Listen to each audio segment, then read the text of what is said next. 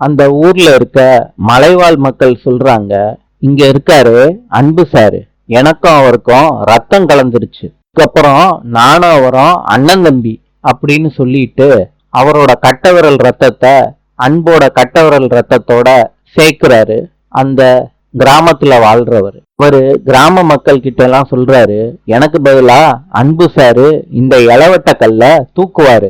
கேட்ட உடனே கிராமத்து மக்கள் கை தட்டுறாங்க. அன்பும் சட்டையை கழட்டிட்டு இளவட்ட கல்ல தூக்குறாரு. சந்தோஷத்துல கிராம மக்கள் துள்ளி குதிக்கிறாங்க. கண்மணியும் கை தட்டிக்கிட்டே ரொம்ப சந்தோஷப்படுறாங்க அன்பை நினைச்சு. நாளை சந்திப்போம்.